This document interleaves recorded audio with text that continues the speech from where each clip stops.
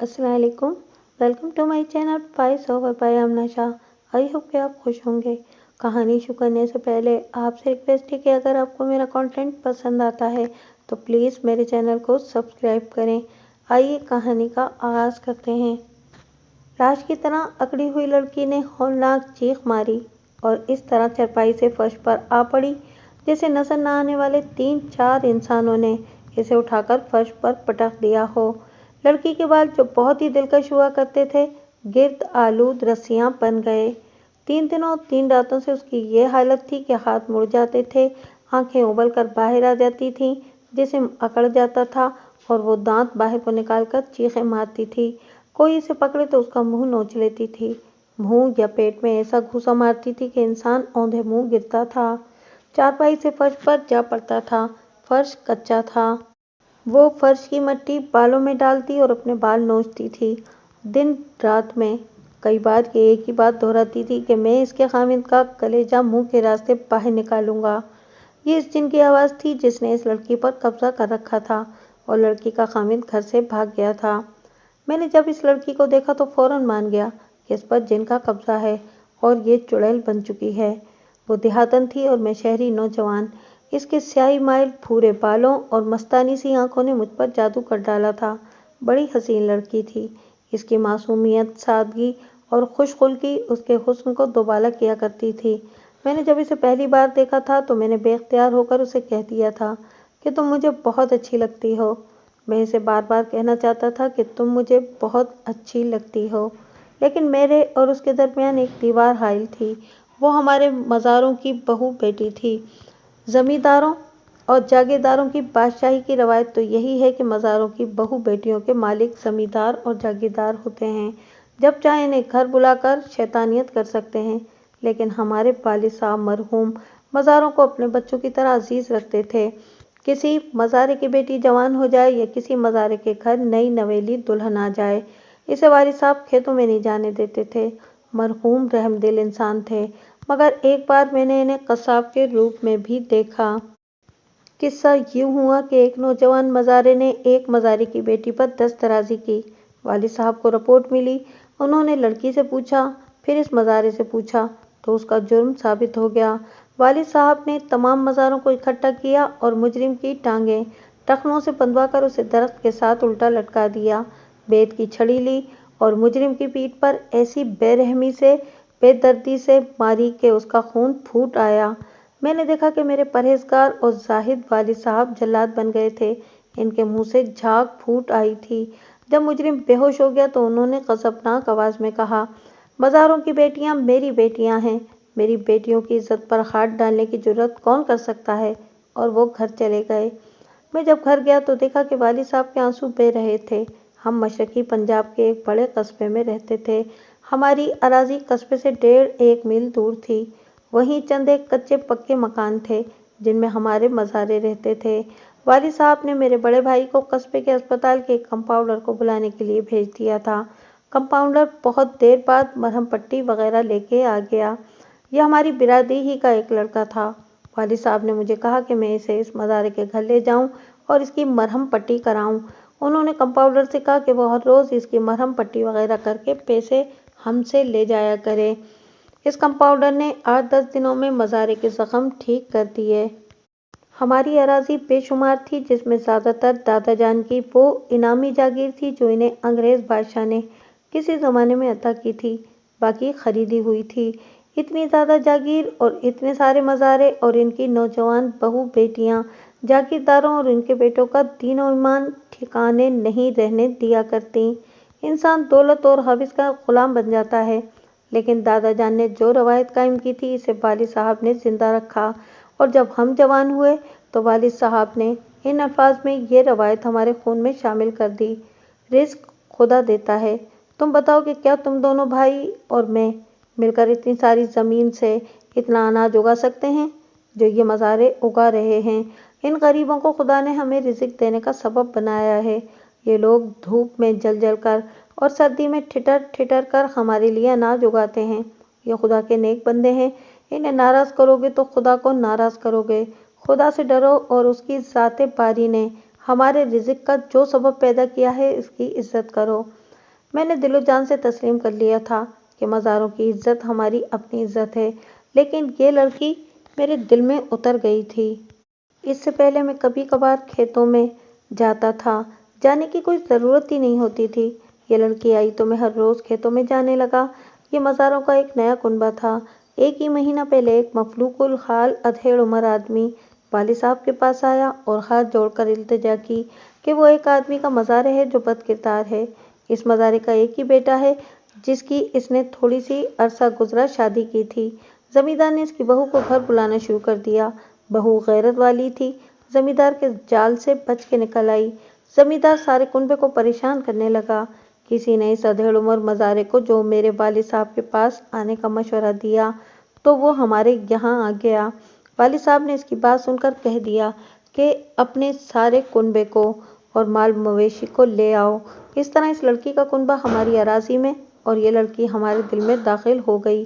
ان کے کنبے میں ایک تو یہ آدمی تھا جو میرے والد صاحب کے پاس آیا تھا، اس کی بیوی تھی، ان کا ایک جواں سال بیٹا اور اس بیٹے کی یہ بہو جس کا میں نے ذکر کر دیا ہے۔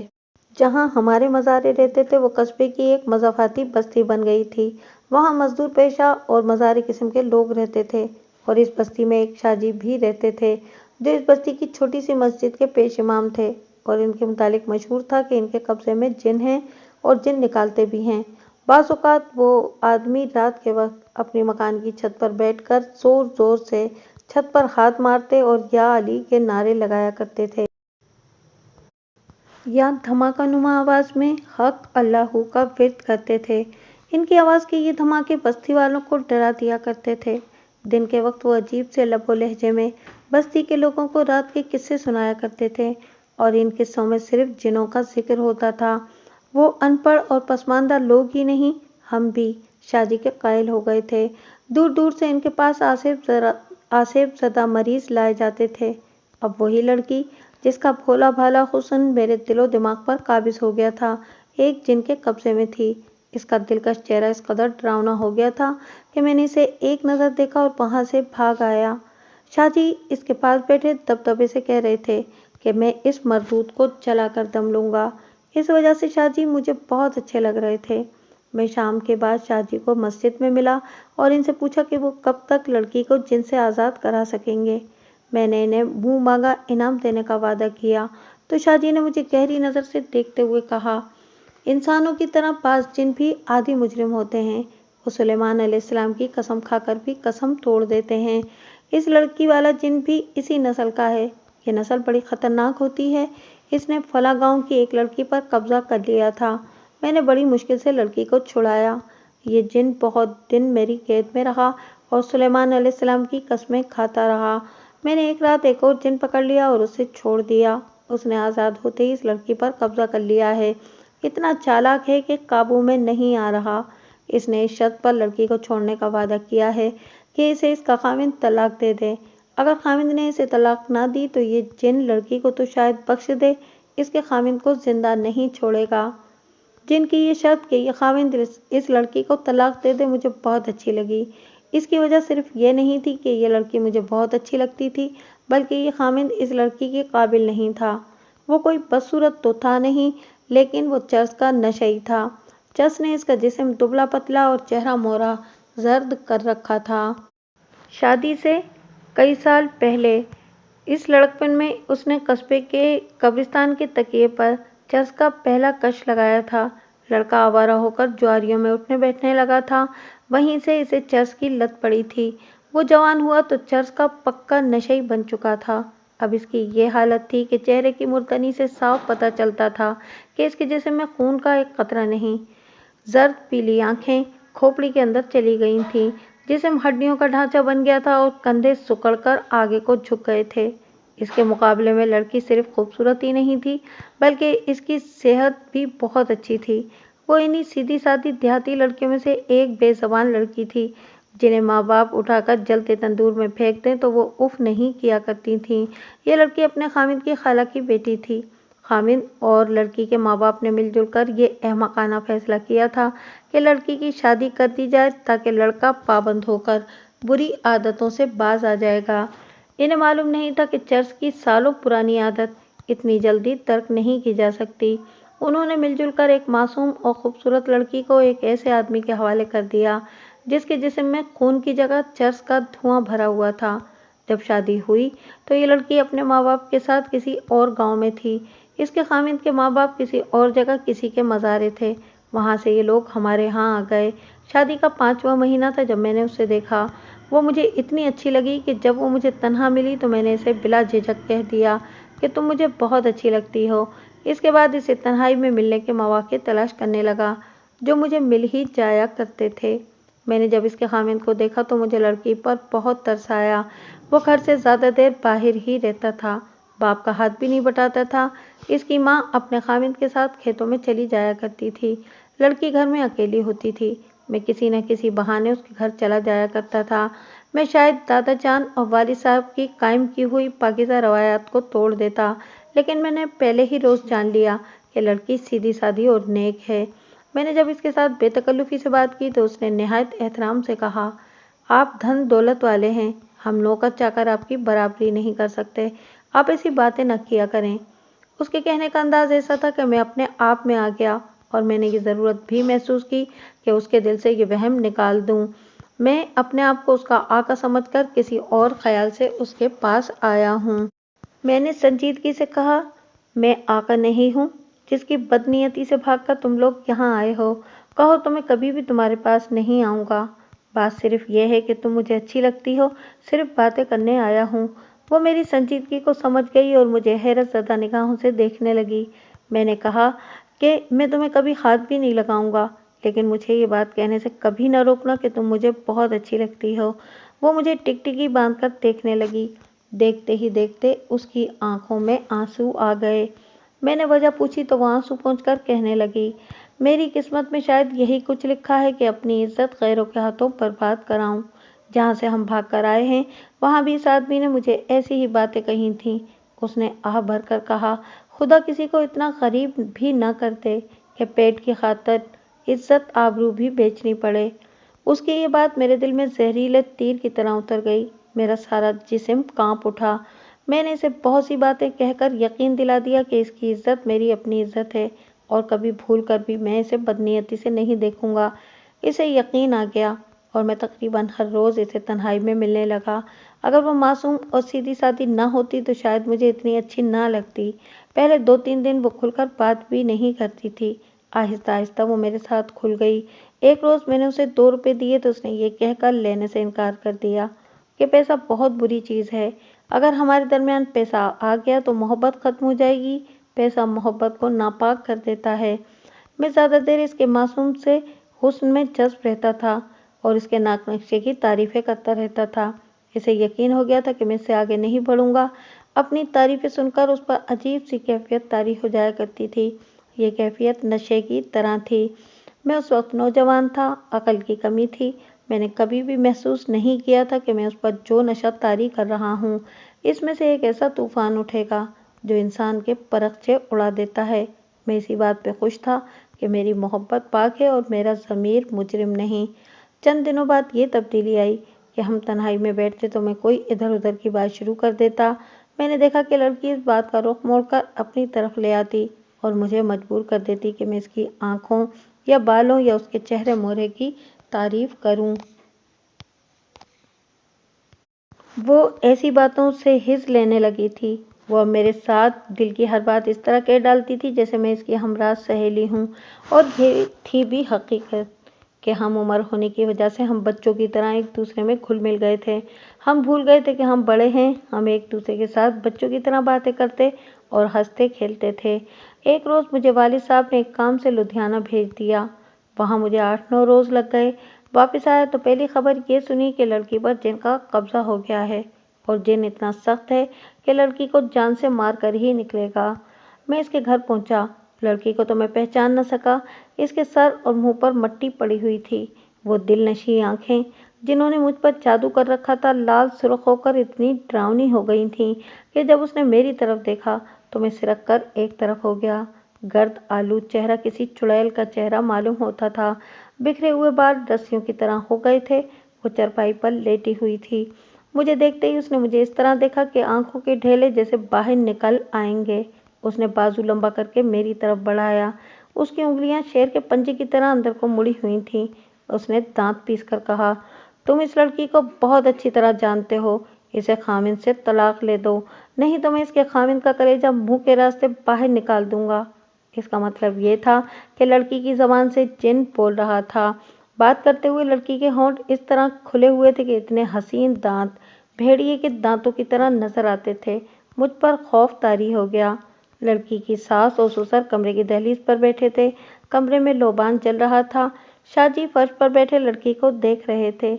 उन्होंने मुस्कुराकर लड़की की तरफ देखते हुए कहा, देखो बेटा, तुम इसकी जान छोड़ दो, वरना तुम्हारा वही हशर करूंगा जो तुम्हारे बड़े भाई का किया था, जिंदा जला दूंगा। लड़की क्या कहा लगा के हंसी और फिर हंसती ही रही। ये हंसी यकीनन इस लड़की की नहीं थी, बड़ी ही खौफनाक हंसी थी, जैसे रात के वक्त भेड़िए भौंक रहे हों। उसने कहा, अब तुम मुझे नहीं पकड़ सकते, मुझे कोई नहीं पकड़ सकता, मैं डरने वाली जात का जिन नहीं हूँ। लड़की ने इससे भी ज्यादा खौफनाक कहका लगाया और वो इस तरह चरपाई से फर्श पर आ पड़ी जैसे 3-4 आदमियों ने लाश को उठाकर फर्श पर पटक दिया हो। लड़की शेर के पंजों जैसी उंगलियों से अपने बाल नोचने लगी और फर्श पर जोर जोर से हाथ मारकर मट्टी सर और मुंह पर डालने लगी। लड़की का ससुर उसे संभालने के लिए उठा। मैं भी डरते डरते आगे बढ़ा तो शाहजी ने हमें रोक दिया और कहने लगे, इसे करने दो जो कुछ करना है, मैं इस मरदूद को संभाल लूंगा, इसे अपना जोर आजमा लेने दो। मैं दिल पर खौफ और रंज का बोझ उठाए खिसक आया। मेरा दिल खून हो रहा था। अगर लड़की पर किसी इंसान का कब्जा होता तो मैं इस इंसान का खून कर देता, जिनके खिलाफ मैं मुंह से बात भी नहीं निकाल सकता था। मैं इसी शाम शाहजी से मिला और उन्हें कहा कि मैं इन्हें मुंह मांगा इनाम दूंगा, वो लड़की को जिनसे आज़ाद कराएं। शाहजी ने मुझसे जो बातें की वो मैं बयान कर आया। तीसरे रोज मैं लड़की के दरवाजे के बाहर खड़ा था कि कस्बे का थानेदार 2 कांस्टेबलों के साथ बस्ती में आया। किसी गांव में कत्ल या डाके की वारदात हो गई थी। इसकी तहकीकात के लिए वो इस बस्ती के किसी घर की तलाशी लेने आया था। वो सिख था, वाली साहब का मोतकिद था, मुझे भी अच्छी तरह जानता था। मुझे खड़ा देखकर मेरे पास आ गया और बोला, छोटे चौधरी, क्या हो रहा है? बड़े उदास खड़े हो। मैंने इसे बताया कि हमारे मजारी की बहू जिनों के कब्जे में आ गई है, इसे देखने आया था। उसने इश्तियाक से कहा, मुझे भी दिखाओ चौधरी, और मैं इसे अंदर ले गया। शाहजी इसे देखकर घबरा गए, बौखला कर उठे और थानेदार को सलाम किया। थानेदार ने लड़की को देखा तो इस पर भी खौफ तारी हो गया। लड़की की हालत ही बड़ी डरावनी हो रही थी। उसने दोनों हाथ जोड़कर लड़की से बल्कि जिन से कहा, वाह गुरु जी, कृपा करे महाराज, हम तो सलाम करने आए हैं। लड़की ने इसकी तरफ लाल अंगारा आंखें पूरी की पूरी खोलकर देखा तो सिख थानेदार उल्टे कदम पीछे हटा और हाथ जोड़कर कहा, हम सलाम करने आए थे हुजूर, सलाम सलाम हुजूर। और थानेदार बाहर निकल आया। इसकी जबान हकला गई थी। शाहजी भी इसके पीछे पीछे बाहर आ गए। बाहर अगर जिन के मुतालिक बातें होने लगीं तो शाहजी ने कहा, जनाब, मेरी जान खतरे में पड़ गई है। ये जिन बड़ा जालिम है। जिस तरह आपको आदि डाकुओं से पाला पड़ता है, इसी तरह मुझे ऐसे ही जिनों से पाला पड़ता है जो आदि गुनाहगार होते हैं। जिस तरह बाज थानेदार डाकुओं के हाथों मारे जाते हैं, बिल्कुल इसी तरह मेरे जैसे आमिल जिनों के हाथों मारे जाते हैं। इस जिन से मुझे ऐसा ही खतरा है। मैंने बड़े बड़े जाबिर जिनों को मट्टी के लोटे में बंद कर लिया है, लेकिन ये जिन मुझे धमकियां दे रहा है। मैंने अपने गिर्द हिसार खींच लिया है, जिसके लिए मुझे हर वक्त बावजू रहना पड़ता है। जब कभी इस जिन ने मुझे बेवजू देख लिया, ये मेरी गर्दन मरोड़ देगा। संभल कर शाहजी, संभल कर, सिख थानेदार ने कहा और खौफजदा हालत में चला गया। मैं पहले से भी ज्यादा दहशतजदा हो गया और मैं भी घर की तरफ चल पड़ा। मैंने दिल में तय कर लिया था कि अब इस लड़की को देखने नहीं आऊंगा। कहीं ऐसा ना हो कि जिन मेरी गर्दन भी मरोड़ दे। लेकिन दिल में लड़की की मोहब्बत ऐसी थी कि दूसरे दिन फिर उसके घर चला गया। मैं ये देखकर हैरान हुआ कि लड़की घर में अकेली थी। वो चारपाई पर लेटी हुई छत की तरफ देख रही थी। उसका हाल हुलिया पहले से भी ज्यादा बिगड़ा हुआ था। गाल पिचक गए थे और रंग जर्द था। इसे अकेले देखकर मैं डर गया। जब उसने मेरी तरफ देखा तो खौफ से मेरा दिल बैठ गया। उसने मरीजों की सी आवाज़ में कहा, आ जाओ, मेरे करीब बैठो। वो शायद मेरे चेहरे से भाप गई थी कि मैं खौफजदा हूँ। उसने कहा, मैं बिल्कुल ठीक हूँ, मेरे पास बैठो। मैं तुम्हें ये राज बताना चाहती हूँ। मैं एक मुसीबत में फंसने वाली हूँ। अगर तुम्हारे दिल में मेरी मोहब्बत है तो मेरी मदद करो। میں اس کے پاس بیٹھ گیا اور پوچھا کہ سب لوگ کہاں ہیں؟ اس نے جواب دیا کہ وہ ذرا دیر سے آئیں گے۔ میری اس کے ساتھ بے تکلفی ایسی تھی کہ وہ مجھ سے کوئی بات نہیں چھپایا کرتی تھی۔ وہ مجھے اپنے راز میں شریک کرنے میں حق بجانب تھی۔ اس نے مجھے جو باتیں سنائیں وہ اس طرح یاد ہیں جیسے یہ کل رات کی بات ہو۔ باتیں بڑی لمبی ہیں لیکن میں مختصراً سناتا ہوں۔ اس نے کہا، مجھے تم نے ہی بتایا تھا کہ میں بہت ہی خوبصورت لڑکی ہوں، اور مجھے تم نے ہی بتایا تھا کہ میں کسی محل کی رانی بننے کے لائق ہوں۔ مجھے پیار اور محبت کا نشہ تم نے ہی پلایا تھا۔ تمہاری اس قسم کی باتیں سننے سے پہلے میں اپنے آپ کو بے زبان جانور سمجھا کرتی تھی۔ میں یہی کچھ جانتی تھی کہ لڑکی کو جس کے حوالے کر دیا گیا وہ اسی کی غلام ہوتی ہے، وہ اس پر کتنا ہی ظلم کرے، لڑکی کا فرض ہے کہ ظلم برداشت کرے۔ میں غریبوں کے گھر میں گوبر اور اپلوں میں پل کر جوان ہوئی ہوں۔ ہم غریبوں کی قسمت میں صرف مشقت اور دوسروں کی نوکری لکھی ہوئی ہے۔ مجھے ایک چرسی کے ساتھ بیاہ دیا گیا تو میرا وجود مٹی کے تودے کی طرح ایک گھر سے اٹھ کر دوسرے گھر میں آ گیا۔ میرے دل میں یہ چبھن ضرور تھی کہ میرا خامند دوسری لڑکیوں کے خامندوں کی طرح ہٹا کٹا نہیں، نہ وہ ہل چلاتا ہے، نہ مردوں کی طرح مردوں میں اٹھتا بیٹھتا ہے۔ پھر بھی میں اسے اپنی قسمت سمجھ کر سہ رہی تھی۔ 2-3 بار اس نے مجھے مارا پیٹا بھی تھا۔ میں سمجھتی تھی کہ مارنا خامند کا حق ہے اور مار کھانا بیوی کا فرض۔ وہ دھیمی دھیمی آواز میں بولے جا رہی تھی اور میں خود سپردگی کے عالم میں سن رہا تھا۔ وہ کہہ رہی تھی، جب تم نے پہلی بار مجھے کہا کہ تم مجھے بہت اچھی لگتی ہو تو میں کافی دیر سوچتی رہی تھی کہ تم نے کیا کہہ دیا ہے۔ تم چلے گئے تو مجھے تمہارا یہ کلمہ سنائی دیتا رہا اور میرے دل میں یہ خواہش پیدا ہوئی کہ تم پھر آؤ اور مجھ سے یہی بات کہو۔ پھر تم نے میری خوبصورتی کی تعریفیں شروع کر دیں۔ مجھے ڈر یہ تھا کہ تم مجھے ایک روز وہی بات کہو گے جو ہمارے پہلے زمیندار نے مجھے گھر بلا کر کہی تھی۔ میں نے صاف انکار کر دیا تھا۔ میں نے اسے کہا تھا کہ میری عزت کا مالک صرف میرا خامند ہے، مگر تم نے مجھے یقین دلا دیا کہ تم میری عزت کو بری نظر سے کبھی نہیں دیکھو گے۔ پھر تم مجھے اچھے لگنے لگے۔ میرا تمہارا خون کا کوئی بھی رشتہ نہیں تھا، پھر بھی میں تمہیں اپنے ماں باپ کا خون سمجھنے لگی۔ میرا خامند تو بہت دنوں بعد کبھی ذرا سی دیر کے لیے گھر آیا کرتا تھا۔ میری بڑی خواہش تھی کہ وہ گھر آیا جایا کرے اور میں اس کی خدمت کیا کروں، لیکن میری خواہش پوری نہ ہو سکی۔ اس کی جگہ تم ہر روز آنے لگے اور ایسی پیاری پیاری باتیں کرنے لگے کہ میرے دل میں پیار پیدا ہو گیا۔ اس سے پہلے میں یہی جانتی تھی کہ پیار بچوں کے ساتھ کیا جاتا ہے۔ جب بچہ بڑا ہو جاتا ہے تو اسے کھیتوں میں بھیج دیا جاتا ہے، پھر اس کے لیے پیار ختم ہو جاتا ہے۔ وہ کھیتوں کی مٹی کے ساتھ مٹی اور مویشیوں کے ساتھ مویشی بن جاتا ہے۔ مگر تم نے میرے ساتھ بچوں کی طرح پیار کیا تو میرے دل میں بھی پیار پیدا ہو گیا۔ خدا تمہیں خوش رکھے، تم نے پیار کو ناپاک نہیں کیا، اس لیے میرے دل میں بھی ناپاک خیال نہ آئے۔ جب تم چلے جایا کرتے تھے تو میں اداس ہو جایا کرتی تھی۔ میں تو چاہنے لگی تھی کہ تم میرے پاس بیٹھے رہا کرو اور میٹھی میٹھی باتیں کرتے رہا کرو۔ پھر تم بہت دنوں کے لیے باہر چلے گئے تو میرا دل تڑپنے لگا۔ تمہاری باتوں کا جو نشہ تھا وہ پورا نہیں ہوتا تھا۔ تمہارے جانے کے دوسرے دن کی بات ہے کہ تمہاری یاد نے بہت ستایا۔ میرے آنسو نکل آئے۔ اچانک میرا خامند آ گیا۔ اسے دیکھتے ہی میرے دماغ میں یہ خیال آیا کہ میں تو خدا اور رسول کریم صلی اللہ علیہ وآلہ وسلم کے نام پر اس شخص کی ملکیت ہوں اور میں ایک غیر مرد کی یاد میں رو رہی ہوں۔ مجھے شرم آ گئی۔ میں نے سوچا کہ مجھے جو باتیں تم کہا کرتے ہو وہ میرے خامند کے منہ سے نکلیں تو میری روح بھی خوش ہو جائے گی۔ میں نے اسی خواہش سے اس کے ساتھ ذرا کھل کر بات کی تو اس نے کھانستے کھانستے مجھ سے پوچھا کہ تمہارے پاس تھوڑے سے پیسے ہیں؟ میں نے جواب دیا کہ نہیں ہیں۔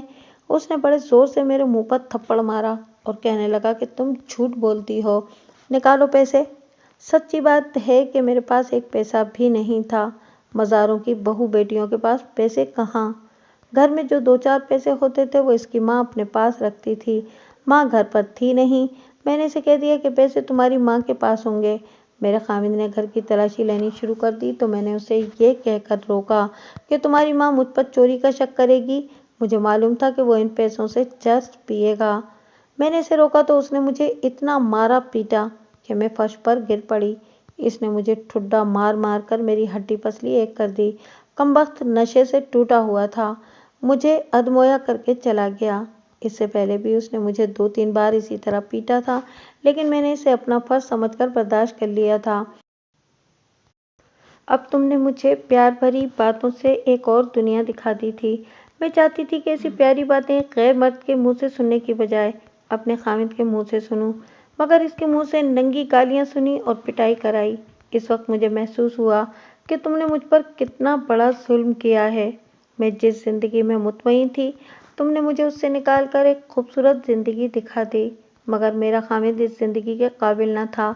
मैंने खामिद से कभी नफरत नहीं की थी। तुम्हारी मोहब्बत ने मेरे दिल में इसके खिलाफ नफरत पैदा कर दी और मैं बेहाल हो गई।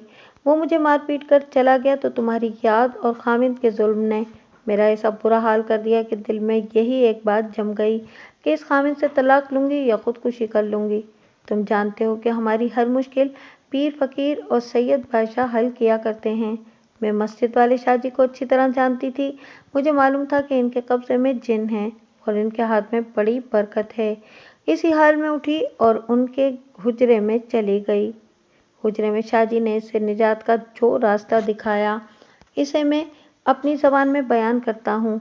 लड़की ने मुझे सारी बात सुनाई थी। इसने शाहजी को साफ साफ अल्फाज में कहा कि वो खामिद से तलाक लेना चाहती है। शाहजी इसके खामिद को अच्छी तरह जानते थे, इसलिए वो खामिद के खिलाफ लड़की की नफरत को भी अच्छी तरह समझते थे। शाहजी पहले 2-3 रोज लड़की को हुजरे में बुलाकर दम दुरूद करते रहे और इसे एक ताबीज़ भी लिख दिया। साथ ही ये हिदायत बड़ी सख्ती से की कि वो घर में किसी को पता न चलने दे कि वो इनके हुजरे में जाती है। एक रोज़ शाहजी ने इसे कहा कि देखो लड़की, ये काम ताबीज़ धागे से इतनी जल्दी नहीं होगा। मैंने फाल निकाली है। फाल में मुझे एक ऐसे तरीके का इशारा मिला है जिससे तलाक जल्दी हो जाएगी। अगर तुम ये तरीका कामयाबी से कर गुजरो तो इस जालिम चर्सी से फौरन आज़ाद हो जाओगी। लड़की इनका हुक्म मानने पर आमादा हो गई। लड़की की मुश्किल और इस मुश्किल से निजात हासिल करने की बेताबी को देखते हुए शाहजी ने लड़की पर यह जाहिर करना शुरू कर दिया कि ये काम इनके लिए बेहद खतरनाक है। उन्होंने कहा, तुम जानती हो कि मेरे कब्जे में जिन है, इसलिए बहुत से जिन मेरे दुश्मन हैं। मैं जो तरीका इख्तियार करना चाहता हूँ वो जिनों की मदद के बगैर कामयाब नहीं हो सकता। मैं अपनी जान को खतरे में नहीं डाल सकता।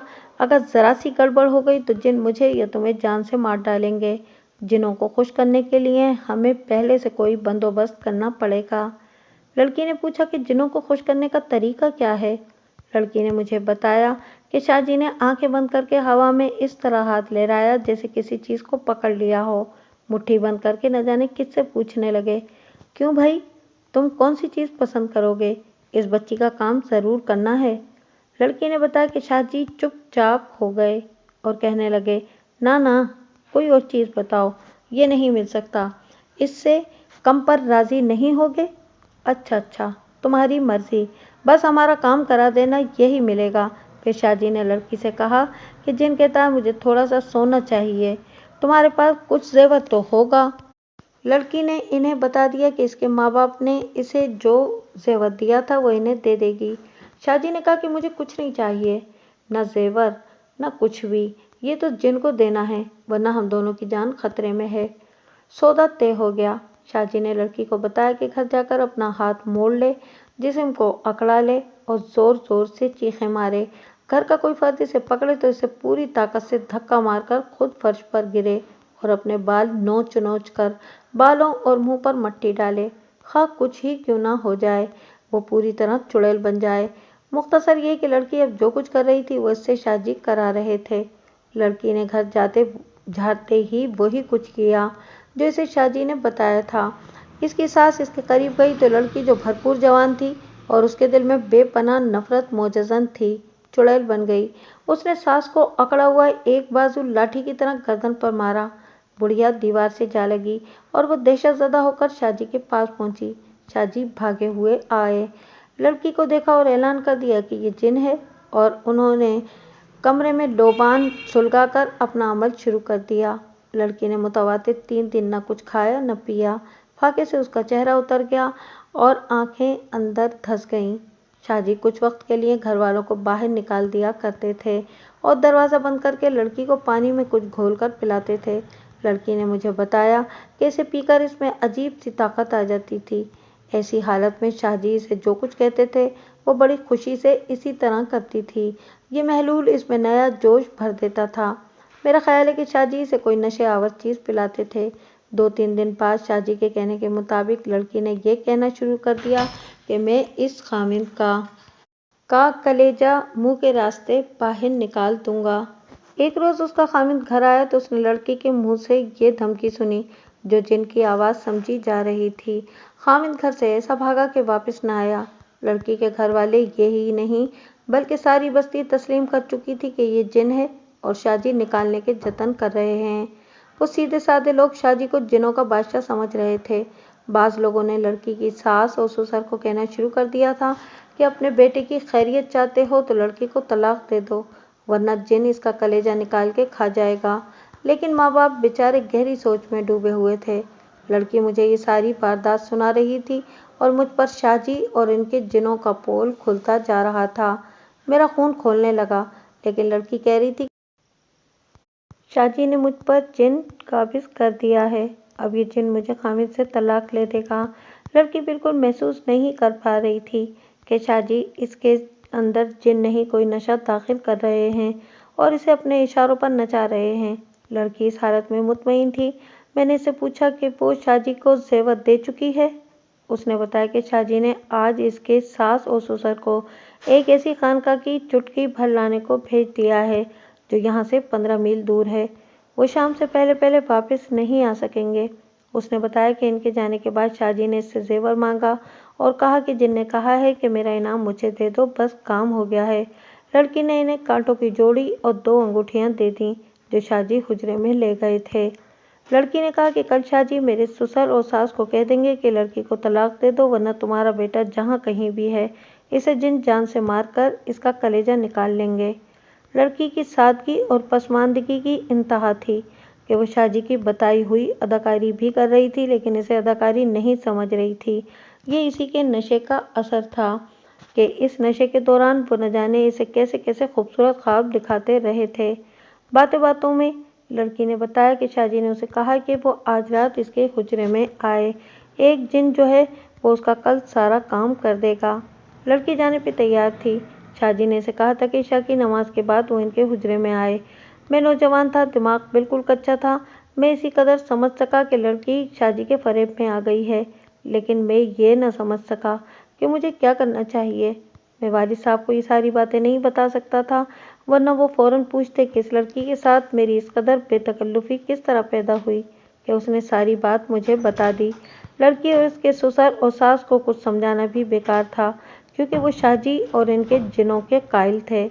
मैं सर झुकाए हुए वहाँ से उठाया और सोचने लगा कि मैं इस फरेब को किस तरह बेनकाब कर सकता हूँ। कोई हल नज़र नहीं आ रहा था। मुझे बार बार लड़की के खामिद का ख्याल आ रहा था, लेकिन वो कई दिनों से घर नहीं गया था। मैं कब्रिस्तान के तकिए की तरफ इस उम्मीद पर चल पड़ा कि शायद वो वहाँ मिल जाए। खुदा ने करम किया कि वो मुझे रास्ते में ही मिल गया। वो तकिए की तरफ जा रहा था। मुझे देखकर रुक गया और झुककर सलाम किया। मैंने इसे पहले तो बहुत सारी गालियाँ दी, फिर इसे शर्म दिलाई कि वो कितनी हसीन बीवी पर जुल्म कर रहा है और इसे बताया कि इसके सलूक की वजह से आज रात इसकी बीवी शाह जी के हुजरे में जा रही है। मैंने देखा कि उसका जर्द पीला चेहरा लाल सुर्ख हो गया। उसने गुस्से से कांपती हुई आवाज़ में कहा, क्या कहा तुमने चौधरी? मेरी इज्जत शाह जी के हुजरे में जा रही है? वो शाह जिसे हम तकिए से चर्च के सिगरेट मुफ्त भेजा करते हैं? मेरी इज्जत को? वो कहते कहते रुक गया और दांत पीस कर बोला, चौधरी, अल्लाह तेरी बादशाही कायम रखे, मुझे सारा किस्सा सुना दे। मैंने इसे सारा नाटक पूरी तफसील के साथ सुना दिया और ये भी बता दिया कि आज रात इशा की नमाज के बाद इसकी बीवी को शाह जी ने हुजरे में बुलाया है। इसने मेरी और कोई बात ना सुनी और सर झुकाए हुए चला गया। जाते जाते इसने आहिस्ता से कहा, जो मौला करेगा। मैं अपने घर चला गया। बेचैनी का ये आलम कि भूख भी मर गई और रात नींद भी ना आई। रात भर ये तलखी सताती रही कि जिस लड़की से मैंने मोहब्बत की थी वो आज रात शाह जी के हुजरे में होगी। रात इसी तलखी और बेकरारी में गुजर गई। सुबह तुलू हुई, अभी सूरज नहीं निकला था कि एक मज़ारे ने मेरे वालिद साहब को आकर ये खबर सुनाई कि शाह जी अपने हुजरे में मरे पड़े हैं। वालिद साहब बाहर निकल गए। मैं भी इनके पीछे पीछे गया। शाह जी के दरवाजे के सामने इनके मोतक़िदों का शोकवार हजूम खड़ा था। मैंने वालिद साहब के साथ अंदर जाके देखा। शाह जी की लाश ज़मीन पर बिछे हुए गद्दे पर इस तरह पड़ी थी कि एक बाजू लाश के नीचे था, दूसरा एक तरफ फैला हुआ था। एक टांग दोहरी और दूसरी सीधी थी। लाश औंधे मुंह पड़ी थी। गद्दे पर बिछी हुई चादर इस तरह इकट्ठी हो गई थी जैसे मरने से पहले शाहजी तड़पते रहे हों। इनका मुंह भी खुला हुआ था और आंखें भी खुली हुई थीं, बल्कि उबली हुई थीं। जबान आधी बाहर निकली हुई थी। वालिद साहब ने मुझे थाने में रिपोर्ट देने के लिए दौड़ा दिया। मैंने सिख थानेदार को घबराए हुए लहजे में बताया कि शाहजी अपने कमरे में मरे पड़े हैं। थानेदार 2 सिपाहियों को साथ लिए मेरे साथ आ गया। रास्ते में इसने कहा, मालूम होता है कि शाहजी को जिन ठिकाने लगा गए हैं। तुम्हें याद है ना छोटे चौधरी, परसों शाहजी ने क्या कहा था कि इस लड़की के जिन से इन्हें बहुत खतरा है। इसे खुशकिस्मती समझिए कि थानेदार भी शाहजी के जिनों का कायल था। उसने लाश को देखा, कमरे के फर्श पर और कमरे से बाहर खुरा ढूंढने लगा, लेकिन वहां मोतकदों के खुरे थे। थानेदार ने सबसे पहले जिसके मुतालिक पूछा वो ये लड़की थी।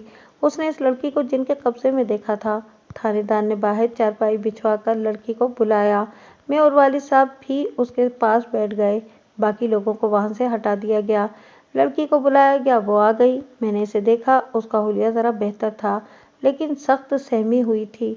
वो हमारे सामने आन खड़ी हुई। थानेदार ने इसे बैठने को कहा तो वो जमीन पर बैठ गई। थानेदार ने इससे पूछा, काकी, तुम कुछ बता सकती हो कि शाहजी किस तरह मरे हैं? डरो नहीं, तुम हमारी बहू बेटी हो। लड़की के आंसू बह निकले। उसने दबी दबी जबान में कहा, मुझे डर लगता है।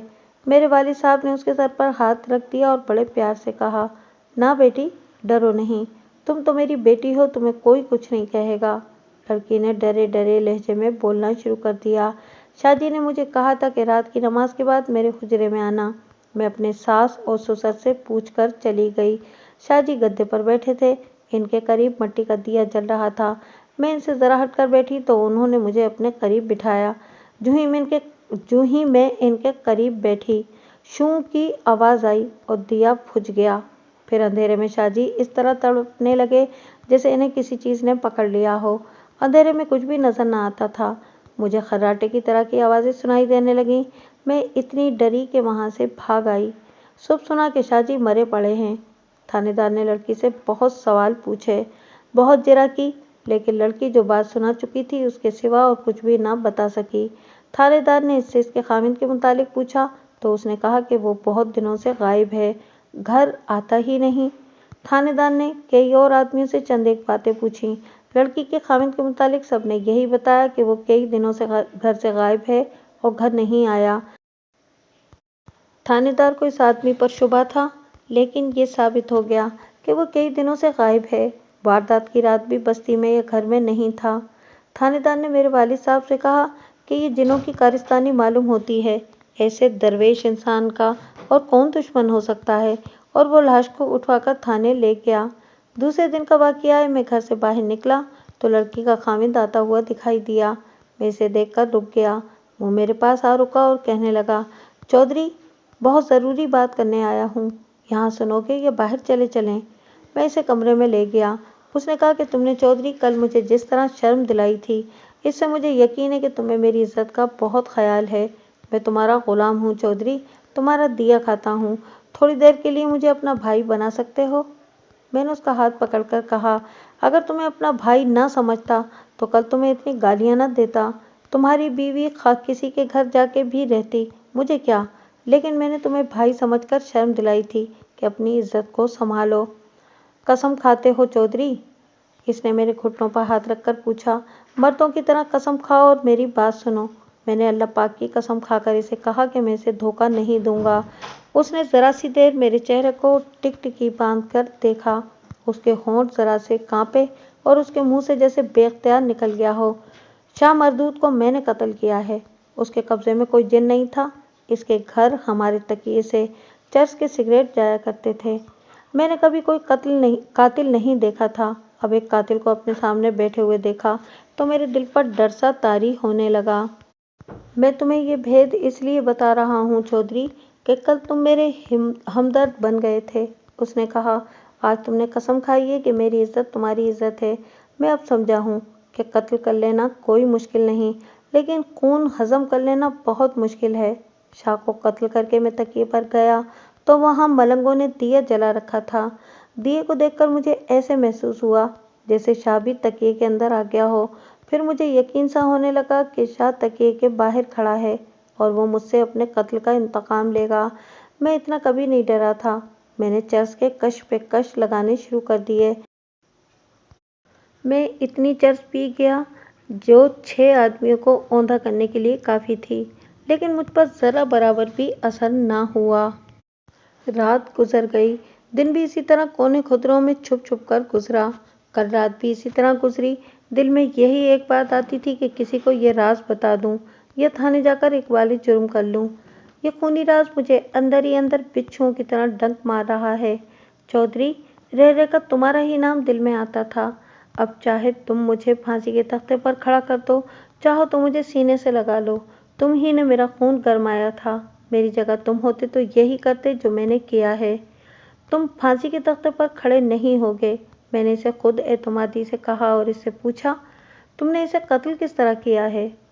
तुमने मुझे बताया था कि इशा की नमाज के बाद मेरी बीवी उसके घर जाएगी। उसने राज उगला। ये तो तुम जानते हो कि हमारी बस्ती के लोग शाम होते ही सो जाते हैं। मैं चोरी छुपे मस्जिद तक पहुंचा। शाह मस्जिद में था। मुझे अच्छी तरह मालूम था कि वो घर के दरवाजे को ताला लगाकर मस्जिद में नहीं जाया करता। उसका बीवी बच्चा तो कोई है नहीं। मैं उसके घर चला गया। वो फर्श पर बिछे हुए गद्दे पर बैठा करता था। गद्दे के बिल्कुल करीब पलंग पड़ा था। मैंने पलंग की चादर एक तरफ से और ज़्यादा नीचे लटका दी और पलंग के नीचे छुप गया। पलंग के साथ ही लकड़ी का चिरागदान रखा था जिस पर मिट्टी का बुझा हुआ दिया पड़ा था। मैं पलंग के नीचे छुपा हुआ कत्ल की तरकीब दिल ही दिल में दोहराता रहा। शाह आया। मैंने उसे यकीन दिलाया कि इसके राज को अपने सीने में छुपा कर रखूंगा। इतने में शाह आया। उसने दिया जलाया और गद्दे पर बैठ गया। थोड़ी ही देर बाद मेरी बीवी आ गई। शाह ने मस्ताना सी आवाज़ में उसका नाम लिया। मेरी बीवी इससे ज़रा हटकर बैठ गई। शाह ने इसे पकड़कर अपनी तरफ करीब कर लिया। इन दोनों को गुमा तक न था कि पलंग के नीचे मौत छुपी हुई है। दिया शाह से ज़रा पीछे था और मुझसे दूर नहीं था। मैंने मुंह आगे किया और ज़ोर से फूंक मारकर दिया बुझा दिया। इसके साथ ही मैं बहुत तेज़ी से मेंढक की तरह फुदक कर शाह पर जा पड़ा और उसकी गर्दन को दोनों हाथों में जकड़ लिया। मेरे पास कोई हथियार नहीं था। अंधेरे में मुझे अपनी बीवी की चीख सुनाई दी और वो भाग गई। शाह ने मेरी कलाइयाँ पकड़ लीं। वो मुझसे ज़्यादा ताकतवर था। उसने ज़ोर से झटका दिया। मैं दूसरी तरफ जा पड़ा और शाह मेरे ऊपर आ गया, लेकिन मैंने उसकी गर्दन न छोड़ी, जिससे वो बेबस रहा, वरना मुझ जैसा कमज़ोर इंसान इसके मुकाबले में कुछ भी नहीं था। दोनों अंगूठों से उसकी शाहरग को अच्छी तरह मैंने दबाए रखा। वो इतनी ज़ोर ज़ोर से तड़पने लगा कि हम दोनों ऊपर तले होते रहे। कमबख्त मरता ही नहीं था। मैंने पूरी ताकत लगाकर उसकी शाहरग को अंगूठों से दबाया। इस वक्त अंधेरा हो रहा था और वो मेरे ऊपर था। वो एक बार बहुत ज़ोर से तड़पा और बेजान हो गया। मैंने उसकी गर्दन दबाए रखी और उसे एक तरफ धकेला तो वो परे जा पड़ा। मैंने गर्दन को छोड़ा और उसके दिल पर हाथ रखा, फिर उसकी नाक पर उंगली रखी। मुझे यकीन हो गया कि वो मर गया है। मैं वहाँ से निकला और तकिए पर चला गया, मगर इस वक्त से मैं इतना बेचैन और डरा हुआ हूँ कि मुझे हर तरफ शाह घूमता फिरता नजर आ रहा है। अब तुम्हें सारी बात सुना दी है तो दिल को ज़रा सुकून आया है। मैं सारी रात तकिए में पड़ा डर से थर थर काँपता रहा हूँ। बाहर ज़रा सी आहट उभरती है तो मैं दरवाजे पर नजरें जमा लेता। यही डर लगा रहा कि शाह आ रहा है। मैंने उसे यकीन दिलाया कि इसके राज को अपने सीने में छुपाए रखूंगा, लेकिन जिस राज में किसी इंसान का खून मिला हुआ हो उसे कोई इंसान हजम नहीं कर सकता। यह आदमी अपना राज मेरे हवाले करके पूरे सुकून से चला गया, मगर दूसरे दिन वो फिर मेरे पास आया और रो पड़ा। उसने कहा, चौधरी, मैं थाने जाकर एक वाले जुर्म कर लूँ? क्या दिन और क्या रात मुझे चैन नहीं आता। सीने में ऐसी तलखी है जैसे किसी ने जहर पिला दिया हो। चर्च पी पी कर पागल हो गया हूँ। नशा आता ही नहीं। कभी तो ऐसे मालूम होता है जैसे शाह की गर्दन अभी तक मेरे हाथों में है। मैंने इसे बहुत तसल्लियाँ दी और उसे बताया कि मुझे वाली साहब ने बताया है कि सिख थानेदार शाह की मौत को जिनों की कारिस्तानी करार देकर तहकीकात ख़त्म कर चुका है। इसके बावजूद कातिल को चैन न आया। 2 रोज़ तक वो मुझे नजर न आया, ना मैं इसकी बीवी को देखने गया। इससे अगले रोज़ खबर मिली कि नहर से लड़की के खामिद की लाश मिली है। नहर कस्बे से कोई 1 मील दूर से गुजरती थी। लाश दूर उगे किनारे पर अटके हुई थी। लाश दूर आगे किनारे पर अटकी हुई थी। लाश उसके घर लाई गई। लोग तरह तरह की कयास आराइयाँ करने लगे, लेकिन मेरे सिवा किसी को मालूम नहीं था कि मरने वाला इस कदर कमज़ोर दिल था कि कत्ल जैसे भयानक जुर्म को हज़म नहीं कर सका और उसने खुदकुशी कर ली है। जब मैं इसकी लाश देखने गया तो इस वक्त पता चला कि इसकी बीवी की हालत बहुत बुरी हो गई है। वो शाह और अपने खाविंद की मौत को जिनों की इंतकामी कार्रवाई समझे हुए थी। शाह ने उसे भूखा रखकर नशा पिला पिलाकर उसकी जिस्मानी और जहनी हालत बहुत ज़्यादा कमज़ोर कर दी थी। अब जो उसकी हालत हो रही थी वो अदाकारी नहीं थी, इसके दिल पर जिनों का खौफ सवार हो गया था। मैं लोगों के सामने उसके साथ बात करने से घबराता था।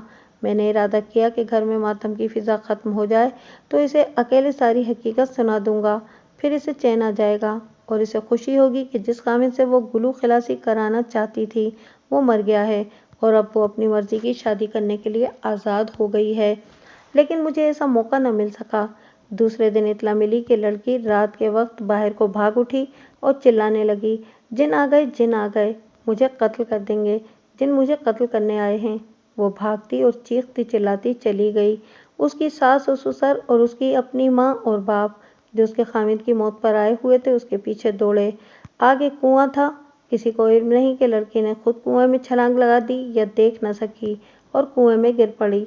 शोर शराबा सुनकर सारी बस्ती जाग उठी। एक आदमी को रस्से से कुएं में उतारा गया। उसने लड़की को पानी से उठाकर कंधों पर डाला और जब दोनों को बाहर निकाला गया तो लड़की मर चुकी थी।